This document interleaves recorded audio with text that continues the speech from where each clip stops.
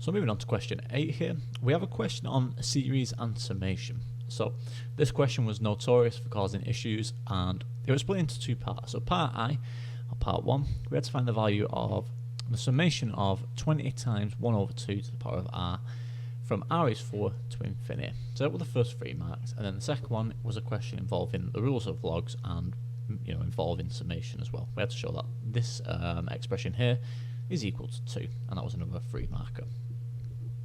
So let's tackle part 1 first. So we have to find the summation from 4 to infinity of 20 times 1 over 2 to the power of r. Well, how do we tackle something like this? It's kind of new to the A-level. I say kind of new. This is more like an old further maths question, this first one here. Because you've got to understand how series work and summation works. What we've got here is 20 times 1 over 2 to the power of r. So if I put 1 into here, for example, if I start my series at 1, so r is 1, up to infinity again, if I can fit it on here, so that's infinity, of this expression, so 20 times half to the power of r. This is going to give me the full expression, right?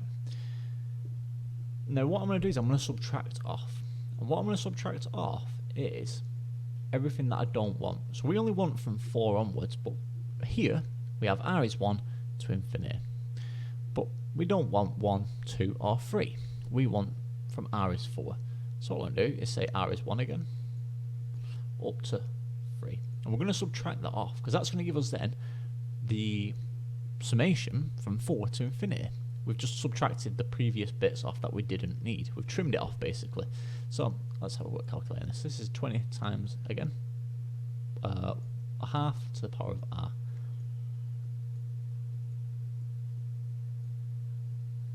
So to the power of r. So let's have a look calculating this. Well, let's have a look at what would happen if you start putting in this value. So 20 times 1 over 2 when r is 1, so that's 20 times a half, which is going to give you 20 over 2. So that's 20 over 2. What happens when r is 2? So that's going to be 1 over 2 to the power of 2, so that's going to be 1 over 4. So that's 20 over 4. Sorry, plus. That should be plus. Plus 20 over 4. And then again, if r is 3, that's 1/8, so 20 over 8. Now, this would go on infinitely, right? This is going up to infinity. Now, I'm not going to sit here all day, and Edexcel don't expect you to sit there all day, because you only have a set allocated time to do this question. So, this is how the question is going to start, and what I need to consider is that this is going to carry on infinitely. So, I'm just going to put plus blah blah blah all the way up, right? But we're subtracting this off. So what's this going to be off? That we're going to subtract off. Well, this is from r is 1 to 3. Well, we've done this. R is 1, r is 2, r is 3. So we're going to subtract off at the very end this bit here. So we'll put it in a square bracket. That's going to be 20 over 2 plus 20 over 4 plus 20 over 8.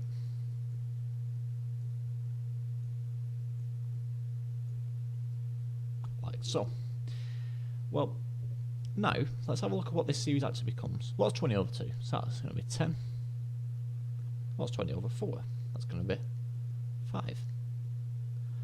20 over 8, well, that's going to be half of that, which is going to be 2.5. So notice that this is actually, what's happening now, this is a geometric sequence. We're timesing r, my common ratio here, is a half. 10 times half is 5. 5 times a half is 2.5. So this is actually a geometric sequence here, so just take note of that, because it's going to help finishing this question. And we're going to subtract off, so this is going to carry on as well, infinitely. And then at the very end, we're going to subtract this off again, so this is going to be minus 10 plus 5 plus 2.5, so it's going to be minus 17.5 at the very end. But we're not finished yet. This is a geometric sequence now, so what's the sum to infinity? So s of infinity, that's going to be a divided by 1 minus r. Well, a in this case is 10, that's our first term. So 10 divided by 1 minus r. So r is a half, so 10 divided by a half is equal to 20. So our final answer, therefore, is 20 minus 17.5, giving me 2.5. So hopefully that's okay. So that was quite, maybe not quite tricky, but it's something that doesn't seem to, have come up much in the spec papers, and I don't think much has been done by teachers on it, really. So make sure you're aware on how to do these questions, especially for the next year's set of papers. So let's have a look at the second part here. So this second part has a few little tricks to it as well. It can be quite tricky. Definitely harder than the first part, so aye. So we have to show that from 1 to 48, log base 5 of n plus 2 divided by n plus 1 is equal to 2, 3 marks. So this is quite tricky. What I'd recommend first is just having a look at what the sequence actually does. So if you put 1 in, what you're going to get? So 1 plus 2 is 3 divided by n plus 1, so that's going to be log base 5 of 3 over 2. Like so, right? Again, let's keep going. Let's have a look at what the sequence does. So I'm going to have log base 5 again. If I put 2 in, 2 plus 2 is 4 divided by 3, so that's going to be 4 over 3, like so. Again, let's do one more just so we can illustrate the point. Log 5, or log base 5 should I say. Well, I put 3 in, 3 plus 2 is 5 divided by 3 plus 1, so it's going to be 5 over 4. Now what would happen on the very last one? So if I put 48 into here, what am I going to get? So what am I going to get? So I'm going to have log base 5 again. 48 plus 2 is 50. 48 plus 1, 49. So I finish this sequence or series with log base 5 of 50 over 49. Well, can I do anything here? Well, we can actually sort of factorise here. Think of this as factorisation. This is 3 over 2 plus 4 over 3 plus, sorry. So I shouldn't be plusing, I should be times in here. Sorry. So if I just wrote that out. So I'm actually times in here. Remember your rules of logs. So we're not really, I say factorise and we're not. We're just using the laws of logs, which is that if you're adding logs here, you're going to multiply them. You can write that as a product. So if I write that in, I say factorising, it's not quite factorising, so I might be lying to you a little bit there. But the rule still applies, and then this is going to times all the way up, so we're expressing it as 1 log 50 over 49, like so. So what can we do from here? Well, from here now we've got to do some clever manipulation. This is why this question is actually so hard.